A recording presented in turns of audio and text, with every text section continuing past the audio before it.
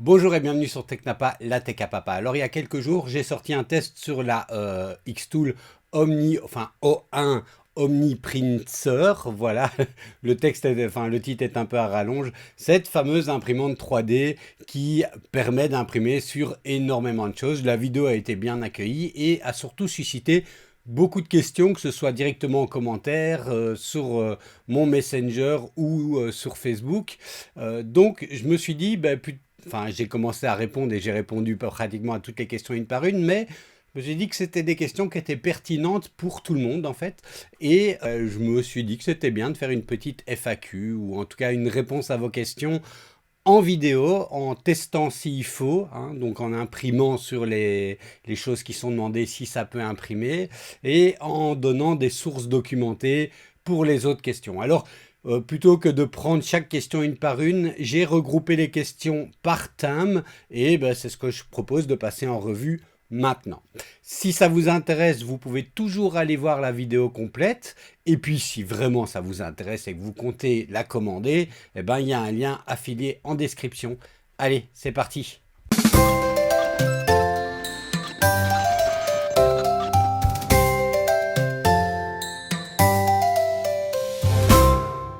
Première question qui revient souvent, c'est quelle est la hauteur maximale d'un objet qu'on peut imprimer? Et alors, j'ai vu passer des gens qui disaient, oui, c'est noté, c'est 7 mm. Alors non, hein, c'est 7 mm, si vous imaginez, 7 mm, c'est pas grand-chose, c'est autre chose. Donc faisons la part des choses entre les deux dimensions. C'est vrai que c'est pas beaucoup mis en avant, mais la hauteur maximum d'un objet qu'on peut imprimer, c'est 150 mm.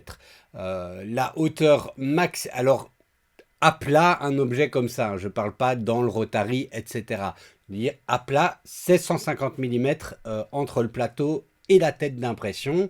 Et les 7 mm, c'est la hauteur maximum de couches qu'on peut faire en impression texturée. Enfin, en impression relief. C'est-à-dire que on peut imprimer, on l'a vu passer, des objets qui peuvent monter jusqu'à 7 mm de hauteur en faisant une succession de couches. Ça, c'est ceci. Mais la taille de l'objet, de la boîte, de la chose sur laquelle vous allez imprimer, c'est 150 mm. À titre de comparaison, sur la Eufimec, c'était 60 mm. Donc ici, on gagne quand même vraiment pas mal. Deuxième question, c'est est-ce qu'on peut imprimer sur un cylindre de 150 mm de diamètre? La réponse est non. L'outil pour imprimer sur les cylindres, la machine pour imprimer sur les cylindres utilise le Rotary dédié à la machine. C'est le OR1, je crois le nom. Alors j'ai noté ici, donc oui, le OR1, il est prévu pour serrer des ouvertures de gobelets avec une ouverture qui varie entre 46 mm et 100 mm. Donc 150 mm, non, c'est beaucoup trop. Et un cylindre beaucoup trop petit n'irait pas non plus. Donc il faut que le diamètre de prise intérieure du cylindre soit entre 46 et 100 mm. Alors, de nombreuses questions ont également été posées à propos de la consommation et de l'encre et du fonctionnement. Alors, premièrement, une question qui était posée, c'est est-ce qu'on voit la consommation et le coût de la consommation dans le logiciel? Alors, j'avais répondu parce que j'avais une ancienne version bêta où ça ne se voyait pas que c'était prévu et en fait c'est déjà intégré. Donc je vous montre ici un petit process de travail. Là donc j'ai un panneau que je compte imprimer, j'ai une photo, c'est un display, donc un panneau métallique, je mets aux dimensions et puis je fais cliquer sur process, il va évaluer le temps de travail et vous voyez si je clique ici sur calculer, il va évaluer également la consommation. Et en fait, peut évaluer le coût si vous indiquez le prix des composants. Alors, c'est ce que j'ai fait. Hein, donc, j'ai cliqué ici pour pouvoir éditer les prix des composants. Ce que je trouve ici qui est à améliorer, et ce sera peut-être amélioré, c'est qu'il n'y a pas un lien directement avec les prix qu'ils proposent en prix officiel. Et ensuite, donc, on va les introduire à la main et ils demandent 500 millilitres. Sauf que le prix des composants, alors là, je me suis servi des prix au lancement. Quand les prix des composants, enfin de l'encre sera plus, oui, pas composant, mais encre, sera plus cher, il faudra réadapter, mais vous voyez ici, en mettant les prix de l'encre au moment, en faisant une règle de 3 pour que ça corresponde à 500 millilitres, on arrive à peu près, enfin, au coût de ce que ça coûte en encre. Alors évidemment, ça n'inclut pas le matériau, hein, donc ça n'inclut pas ici le display, mais en encre, ça m'a pas coûté grand-chose de faire ce display. Alors, autre question, est-ce que les têtes se bouchent si jamais on ne l'utilise pas pendant un moment et pendant combien de temps? Donc ça, c'est une question qui est revenue très souvent, que ce soit chez moi ou sur Facebook, dans le groupe officiel.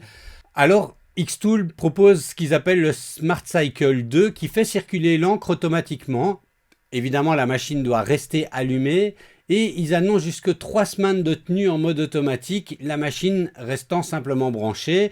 Il existe un mode veille profonde pour prolonger cette période, mais je n'ai pas trouvé de données officielles précises, je ne l'ai pas testé moi-même, donc le risque de bouchage augmente logiquement plus on laisse la machine inactive longtemps. Donc ça, il faut le savoir, ce genre d'appareil, c'est pas vraiment une machine pour dire tiens, je la prends et puis on verra bien quand je l'utilise. On est dans de la productivité, il faut lui donner un certain rythme de travail pour éviter les entretiens, les débouchages et autres. Si vous savez que vous allez partir très longtemps, je pense que ce qu'il faut faire, c'est de faire toute la manœuvre et toute la procédure pour retirer, donc pour la purger et vider l'encre et ranger les cartouches. Mais la laisser comme ça avec les têtes dedans, au-delà de 3 semaines, me paraît un risque à évaluer. Alors combien coûte une tête d'impression et combien de temps elle dure? Alors, le prix que j'ai vu passer, c'est de 399 $ la tête d'impression. Xtool annonce une durée de vie de référence d'environ 6 mois à 1 an avec une garantie de 3 mois sur la tête elle-même. Évidemment, ça va dépendre de votre usage, ça va dépendre de la manière dont vous entretenez la machine également, de la fréquence d'utilisation, mais c'est sûr que c'est un coût qu'il faut intégrer dans votre question, dans votre productivité. La tête, c'est pratiquement inconsommable. Dans ce cas-ci, c'est bien à savoir. Alors une question qui revenait souvent, c'est est-ce que la machine dégage une odeur en fonctionnement? Et je dois avouer que non, pas du tout. Si vous avez suivi mon contenu sur les autres machines, notamment la Eufimec, elle puait, c'était horrible. À tel point qu'ils ont sorti un accessoire officiel pour en gros faire en sorte que ça pue moins, qui n'est pas encore sorti mais que j'ai eu l'occasion de tester, qui fonctionnait. Ici, je dois avouer que même sans l'avoir branché à l'extracteur d'air, je n'ai pas du tout été dérangé par l'odeur en fonctionnement et en travail, alors que c'était vraiment infernal avec la Eufimec. Donc, je trouve que sur ce point, il gère quand même beaucoup mieux les choses. Par rapport à ma vidéo, il y a pas mal de gens qui m'ont posé des questions sur tu n'as pas mis assez en avant le temps d'impression que ça prenait d'imprimer les choses que tu as montrées. Alors, à titre d'exemple, donc vous avez vu plus tôt dans la vidéo, on était sur 44 minutes pour un display en flat, c'est-à-dire avec une ou deux couches de blanc et une couche de couleur, donc 2 à 3 couches, 44 minutes. Ici, dans l'édition que j'ai, c'est-à-dire la UV plus DT, donc en ce qui concerne la UV, une seule tête UV. Ça peut aller plus vite si vous prenez la double UV. En ce qui concerne par exemple le tableau avec de la texture, donc 20 couches, alors principalement des couches de blanc et un peu de couches de couleur. Ici, ça m'a pris à peu près 1h40 d'impression et ça a utilisé 17 millilitres. J'ai plus les chiffres pour la couleur, mais 17 millilitres d'encre blanche, sachant qu'une cartouche standard, c'est 290 millilitres. Comme ça, vous avez un ordre d'idée de la consommation. Et une coque de téléphone en mode flat, hein, donc encore couche blanche ou 2 couches blanches en fonction de votre matériau et couleur, ça m'a pris 17 minutes et c'était vraiment négligeable en termes de consommation d'encre. Alors en ce qui concerne les matériaux et puis les effets spéciaux, la double tête, etc., quelle machine, là c'est effectivement énormément de questions qui sont également posées. Alors première question qui est venue quand même assez régulièrement, c'est peut-on imprimer du cuir souple ou des matières souples avec autre chose que l'édition deux têtes, hein, et donc avec autre chose que l'encre flexible, puisque pour rappel, l'encre flexible est disponible dans l'édition double tête. Eh ben, cette question, c'est un peu plus compliqué qu'il n'y paraît. On pourrait dire non, l'encre flexible, c'est avec la double tête. Mais j'ai vu passer des gens qui proposaient des solutions et on va les passer en revue parce qu'en fait, elles ne se valent pas. Donc la première solution, c'est effectivement d'utiliser la machine dans son édition double tête et d'utiliser de l'encre flexible dans la deuxième tête. C'est la solution officielle, c'est la meilleure solution pour pouvoir imprimer sur des matériaux flexibles tels que du cuir par exemple ou du cuir PU avec une Xtool OmniPrinter. La deuxième option que j'ai vu passer, certains disent oui, en fait, il suffit d'imprimer avec l'édition simple tête et le laminateur, puisque ça, c'était une question qu'il y avait aussi, c'est est-ce que le laminateur est utilisable avec l'édition simple tête. Oui, vous pouvez imprimer avec le laminateur et puis venir poser sur, par exemple, une surface rigide comme un casque de moto. C'est pas fait pour le textile, pour les vêtements, parce que pour ça, il faut utiliser un autre type de fonctionnement, donc l'encre d'été. Mais avec l'encre UV, vous pouvez tout à fait faire des stickers ou venir imprimer sur un film via le laminateur et puis venir le poser sur un truc rigide. Et donc vous pourriez vous dire, je peux imprimer en encre UV et le poser sur le cuir que j'ai envie, qui est flexible. Eh ben, ça va pas bien marcher parce qu'en fait, l'encre UV en elle-même n'est pas pensée pour être flexible. Donc même si vous faites un transfert et que là ça va se poser sur la matière, à l'usage ça va craqueler et ça va pas tenir. Donc c'est pas forcément une bonne solution. Il reste la troisième solution. La solution, alors là je l'ai pas testé. En théorie, ça devrait pouvoir marcher. Donc ici, je n'affirme pas. Il faudrait faire des tests. Malheureusement, pour le moment, je n'ai pas de laminateur, donc je ne peux pas le tester. C'est de se dire, on utilise en fait l'encre, donc la troisième édition, hein, l'imprimante en version UV plus DT, via un transfert film sur le laminateur, mais avec l'encre d'été. Et là, après, on vient faire un transfert pour autant que le matériau que vous utilisez est compatible avec la presse, puisqu'il faudra faire un pressage pour ça. Donc voilà un petit peu ce qu'il en est des trois approches. Mais voilà, l'approche la plus simple, c'est l'UV double tête avec l'encre flexible. Alors on m'a dit, tiens, j'ai vu que tu as imprimé des cartes lenticulaires avec une imprimante UV plus DT. Je pensais que c'était uniquement réservé à l'édition double tête UV. Alors non, hein, il y a je vous montre ici, hein, il y a un site, il y a un générateur qui permet de découper notre modèle il suffit alors d'avoir des cartes du style que je vous montre ici, hein, des cartes lenticulaires. La difficulté, c'est de venir bien faire en sorte que l'image découpée grâce au générateur corresponde aux lignes de notre carte lenticulaire, mais avec de l'UV standard, ça fonctionne très très bien. Donc vous pouvez avoir l'imprimante UV simple tête et faire des cartes lenticulaires. Alors question juste avant, qui est un peu liée, c'est est-ce que le laminateur, est-ce qu'on peut faire des stickers avec l'édition simple tête? Oui, le laminateur sera compatible avec l'édition simple tête. Vous pourrez faire des stickers qui pourront être imprimés sur le laminateur ou sur un papier. Il y aura par exemple du papier collant, du papier autocollant, et avec une liaison qui viendra plus tard, on pourra imprimer.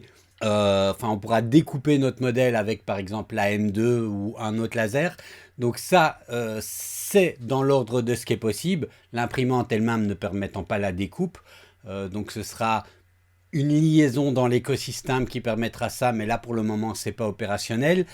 Mais par contre, vous ne pourrez pas imprimer avec une encre d'été forcément, vu que vous n'avez pas de tête d'été. Donc vous ne pourrez pas faire du transfert sur des matériaux textiles avec ça. Alors peut-on imprimer sur du verre avec la machine? J'ai pas essayé, donc voilà.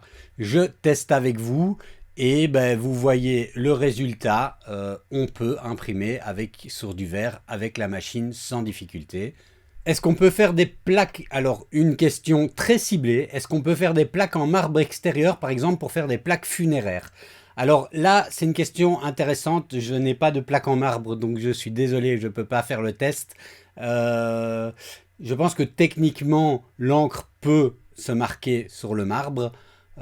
Par contre, il y a une question, c'est que l'encre, elle est certifiée GreenGuard pour un usage intérieur sain, mais j'ai trouvé aucune certification pour un usage extérieur durable, qui va rester avec les rayons du soleil, la gratture, les dégâts, les grêlons ou autre chose comme ça.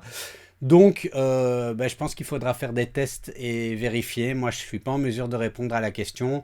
Je pense qu'il faut être prudent si on veut se lancer un business là-dessus comme ça, sans certitude. Est-ce qu'on peut imprimer sur des impressions 3D? Alors, vous voyez ici le résultat. Donc, j'ai imprimé avec, j'ai fait deux petits cercles, un foncé avec du PLA noir, un clair avec du PLA couleur chair. Et j'ai imprimé dessus et ça marche très très bien. L'imprimante fonctionne très très bien, quelle que soit l'édition. C'est avec une tête UV normale, donc c'est compatible avec toutes les éditions. Il n'y a pas de souci de ce côté-là. J'ai testé aussi, mais j'ai pas les images sur l'ABS. Enfin, sur tout ce que vous allez imprimer en 3D, vous pourrez. Il faut juste que ce soit une surface plane et qu'on reste dans les dimensions maximum de l'objet sur lequel on peut imprimer. Alors ça peut être une surface pas plane si vous imprimez un cylindre qui tient dans le Rotary et dans les dimensions du Rotary, ou vous pouvez encore faire sur une surface pas plane si vous imprimez via le laminateur sur un film et que vous appliquez dessus. Mais directement dans la machine, c'est via une surface plane. J'ai envie de l'utiliser, mais surtout pour faire du plexiglas. Est-ce que c'est possible? Eh bien oui, tout à fait. Vous voyez ici une impression sur du plexiglas. Ça fonctionne très très bien. Aucun problème de ce côté-là. Alors, petit insert, ça m'a pas été demandé, mais au passage, je me suis dit, tiens, je vais essayer d'imprimer sur du métal. Ici, un petit coaster, juste pour voir si ça tenait. Et sur le métal, ça tient aussi. Ici, c'est de l'aluminium. Alors, j'ai une question sur la résistance au lavage, DTG contre DTF. Donc, en gros, pour ceux qui ne comprennent pas DTG plus DTF, c'est quoi? C'est quand vous avez l'imprimante, comme je l'ai en version UV plus DT, vous pouvez utiliser l'encre DT pour imprimer de deux manières. Soit directement sur le tissu, soit sur un papier de transfert, en gros, que vous allez appliquer après par transfert avec la presse sur le tissu. Les deux ont des avantages et des inconvénients. L'avantage évident du DTG, donc directement sur le tissu, c'est que vous ne vous cassez pas la tête. Vous n'avez pas à passer via la Wonderpress ou une presse similaire, mais bon, la Wonderpress dans l'écosystème, c'est ce qu'il y a de plus pratique. Vous n'avez pas à... il n'y a pas de four à utiliser qui est inclus dans la Wonderpress ou dans une des éditions de la Wonderpress, ça je ne sais plus trop. Donc c'est beaucoup plus simple. On imprime, on met simplement le gabarit, le tissu, le t-shirt dans la machine avec le gabarit et le plateau approprié et ça marche très bien. Le problème effectivement c'est que la résistance au lavage n'est pas exactement la même. Avec le DTG donc directement sur le tissu, ils annoncent une résistance de 35 à 50 lavages, alors qu'avec le DTF, donc où on a fait tout le processus un petit peu plus complexe avec la Wonderpress, ils annoncent un nombre non calculé de lavages bien au-delà des 50. Donc voilà, je pense que pour avoir une expérience qui est finalement la plus durable pour vendre. Alors si vous voulez faire un t-shirt pour un événement très précis, vous cassez pas la tête, vous imprimez dessus, ce t-shirt sera plus porté puis utilisé en pyjama et petit à petit l'encre partira. Bon, c'est pas très grave. Si vous le vendez, si vous êtes dans le commerce, moi je conseillerais plutôt alors d'investir dans la Wonderpress et de travailler avec le processus un petit peu plus complexe. Enfin, j'ai eu quelques questions très techniques de gens qui s'y connaissent vraiment bien, notamment en matière de technologie derrière l'impression et des têtes d'impression. Et une question qui revenait souvent et qui fait finalement une comparaison avec la concurrence, qui est qu'en est-il de la concurrence, par exemple la Egir GX, GX1 ou la Morpho, que je ne connaissais pas au passage, utilise des têtes Epson 3200, enfin i3200, alors que ici la Xtool utilise une tête Epson F1080. Est-ce que c'est pas mieux en fait de ne pas prendre la Xtool et d'aller sur les autres? Alors cette question elle est très compliquée, moi je peux pas vous donner une réponse, à vous de voir ce qui est là où vous avez le plus confiance. Maintenant je peux donner des éléments de ce que moi je pense par rapport à ça, et ce que je pense par rapport à ça, c'est, alors la Morpho je le connais pas. C'est une marque nouvelle, la machine je l'ai regardée, elle a l'air intéressante, mais c'est une marque nouvelle. Là, Edgir, la marque est déjà un petit peu plus établie, mais c'est également un Kickstarter. C'est également, enfin, je ne sais pas. J'ai pas envie. J'ai une fois conseillé dans ma chaîne un Kickstarter et ça m'est retombé dessus puisque ça a été complètement foireux. Donc, je ne peux pas conseiller. Oui, allez-y. Pourquoi? Pour deux raisons. Premièrement, parce que c'est pas garanti que ça fonctionne. Et c'est la réponse un peu que j'ai donnée dans mon commentaire, c'est de dire oui, hein, techniquement, la tête d'impression utilisée dans ces machines-là est supérieure à la tête d'impression utilisée dans la Xtool OmniPrinter.